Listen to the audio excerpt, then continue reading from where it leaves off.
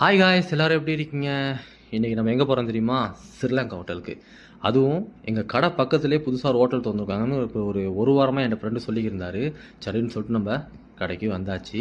இந்த ஏரியாவில் தாங்க அந்த கடை இருக்குது. இதுதாங்க அந்த கடை. கடைக்குள்ளே போவோமா, போயிட்டு பார்ப்போமா எப்படி இருக்குது, என்னென்ன இருக்குன்னு. இது கடைக்குள்ளே வந்தோம். ஆனால் வந்ததுக்கு புதுசாக திறந்த கடைன்றனால பெருசாக எதுவுமே இன்னும் ரெடி பண்ணிடலன்னு நினைக்கிறேன்.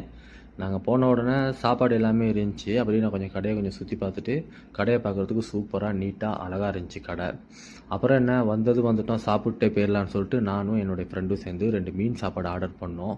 சாப்பாடு சொல்லவே தேவையில்லைங்க. சாப்பாடு சூப்பராகவே இருந்துச்சு. நான் ரொம்ப விரும்பி சாப்பிட்டேன் இன்றைக்கி இந்த சாப்பாடை.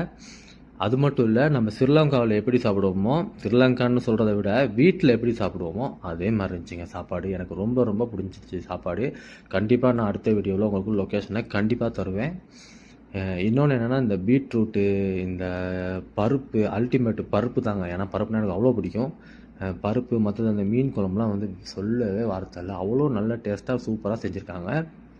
கடையும் வேறு நமக்கு பக்கத்துலேயே வா, இனிமேல் நமக்கு கொஞ்சம் மனசுக்கு சந்தோஷமாக இருக்கும். ஏன்னா ஏதாவது சாப்பிட்ற மாதிரி இருந்தாலும், எதுவும் வாங்கணுமா இருந்தாலும் குடுன்னு ஓடி போய்ட்டு வாங்கிட்டு வந்துடலாம்.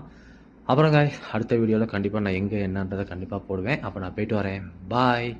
மறந்துடாதீங்க, ஃபாலோ பண்ணிக்கோங்க.